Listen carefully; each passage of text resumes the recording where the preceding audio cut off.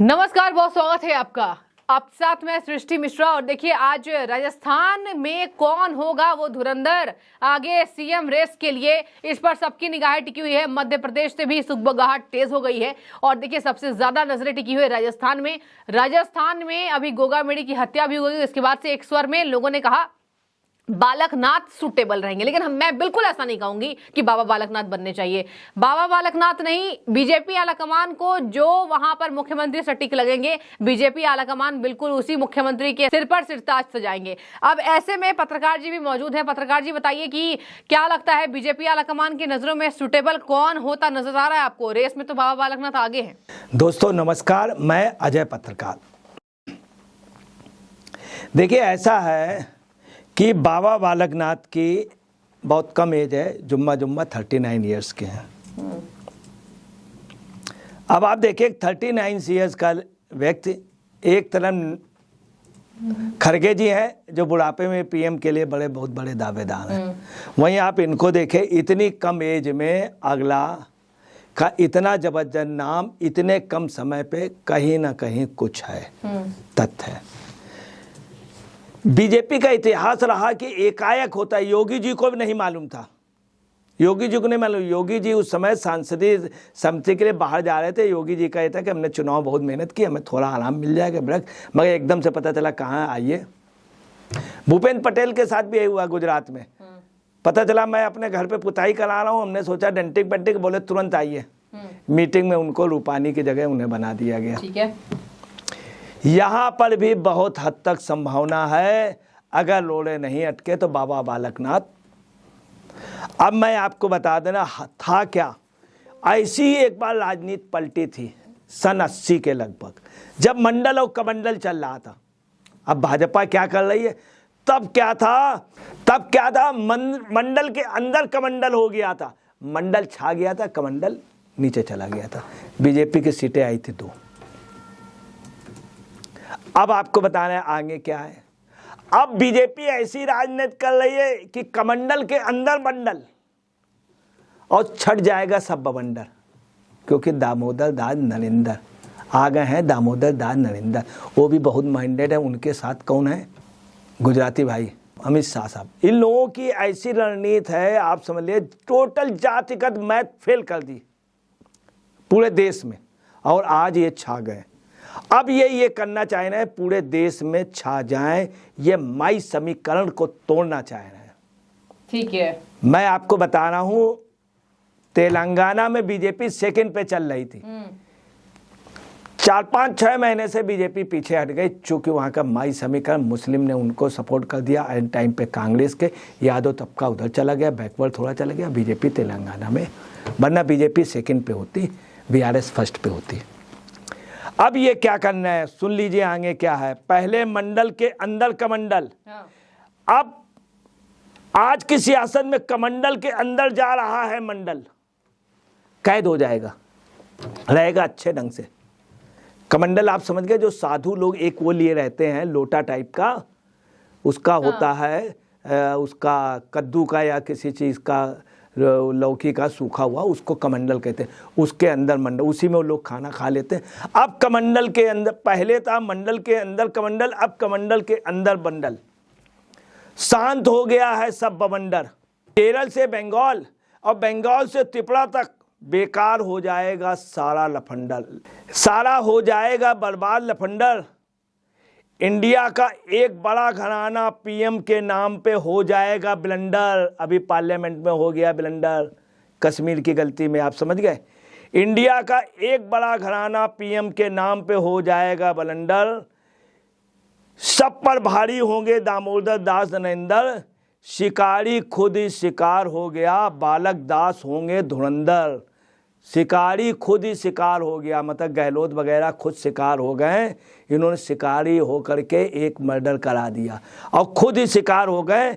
चूंकि बालकनाथ कह चुका बुलडोजर से सबको सही कर दूंगा, ये फायर करने वाले भाग जाओ, तो शिकारी खुद ही शिकार हो गया। बालकनाथ होंगे धुरंधर।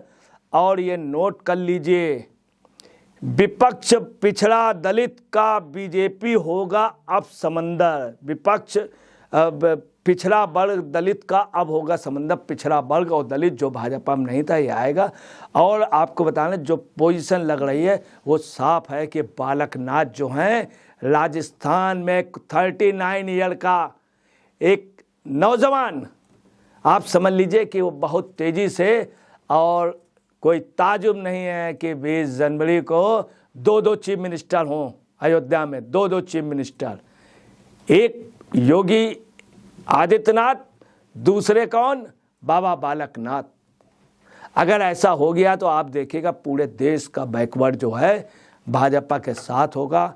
यादव जिस दिन भाजपा के साथ होगा, एक बूथ 20 यूथ की इनको जरूरत थी, इनके पास एक बूथ 20 लोग लगेंगे और वैसे यूथ होंगे, कहीं चिंता ना करिए कोई बदतमीजी नहीं करेगा, क्योंकि जहां यादव लग जाता है तो आप समझ लीजिए यादव की यारी और शेर की सवारी बराबर है। इस फैक्ट को समझना होगा। जमीन की जात है, सड़कों में अगर कोई है, आप 11वीं मंजिल बता दिए, 9वीं मंजिल वो बता दिए, 8वीं मंजिल में कहीं यादव रहते हो, बहुत कम होंगे, 1 लाख में एक मिलेगा। अधिकतर फुटपाथ पे भी उनका कब्जा है, सड़क पे भी कब्जा है, जहां उनका खूंटा गड़ा हाले हर जा कोई। मगर यादों में एक खासियत होती है, जिसके साथ हैं लड़ते हैं, इसीलिए विद्रोही रहे, विरोधी रहे, अपेक्षा विपक्ष के साथ रहें। अगर भाजपा के साथ आ गए तो मैं आपको बताऊँ इस देश का नामो निशान दुनिया के टॉप उस पे होगा। बाबा बालकनाथ की संभावना। और आपको बता दें अभी एक सबसे बड़ी जो बात हुई है वो ये हुई है कि बाबा बालकनाथ जी से BL संतोष जी ने बुलाया, RSS के हेड जो बीजेपी में मेन है संघ के, उन्होंने बुलाया, काफ़ी देर तक बातचीत हुई।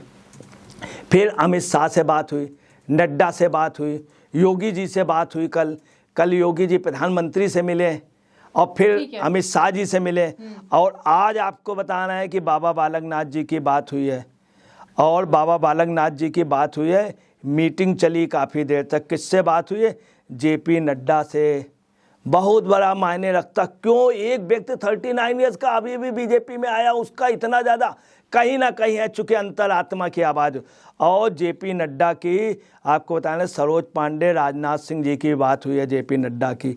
और जो समीकरण है आपको बताना है कि वसुंधरा राजे जी तो परसों गई और कल बा मुश्किल में मिला, 5 बजे से 8 बजे तक बैठी नहीं, 8:30 बजे बड़ी मुश्किल मिले, अपने लड़के को साथ ले गई थी, तो एक कुछ बात ज़रूरी हुई तो लड़के को भी थोड़ा सा किनारे कर दिया गया, साइडलाइन कर दिया गया। और तो आपको बताना है बाबा बालकनाथ राजस्थान की धरती पे या जो भी हो सबसे मजबूत दावेदारी के साथ चल रहे हैं। और कैसे ऐसा नाम हो गया, हो सकता है हम कह रहे हों, आर भारत तमाम चैनल आप समझ लिए लगातार कह रहे हैं, वहाँ की एक जन जन की आवाज़, जिनको जिनको इन्होंने निमंत्रण दिया है 22 तारीख को, उनका कहना है, वहाँ आप समझ लिए महिलाएं कह रही हैं, लोग कह रहे हैं, पूरे देश में बाबा, हरियाणा का बहुत बड़ा लीडर है, सबसे बड़ा मोस्ट लीडर व्यक्तिगत बाबा बालकनाथ है इस समय। और राजस्थान का भी आप समझ लीजिए, और कुछ भी हो उनके संप्रदाय का, नाथ संप्रदाय की एक अपनी इज्जत है। आज जो भाजपा या जनसंघ खड़ी हुई है उसको आप समझ लें नाथ संप्रदाय का बहुत बड़ा योगदान है। जो आंदोलन हुआ था गौ पर, जो दिल्ली पे गोली चली थी, उसमें भी नाथ, हर हिंदू बात के लिए तो जो संभावनाएं मुझे लग रही, कोई ताजुब की बात नहीं है कि बीजेपी एक बहुत बड़े गेम 2024 में अपनी बहुत मजबूती, ये जो कह रहे हैं कि 300 नहीं 400 सीटों का, तो ये संभव है कि 350 सीटें अगर इन्होंने कह दिया। यादव चूँकि सब जगह पूरे देश में इनका जो कटा हुआ वोट 10% है, उधर से इधर आ जाएगा और तकदीर बदल जाएगी, देश की तस्वीर बदल जाएगी। ठीक है, अगर यादव इनके साथ हुआ। देश की भाजपा की बात तो अलग, उनको जो बेनिफिट होगा वो होगा।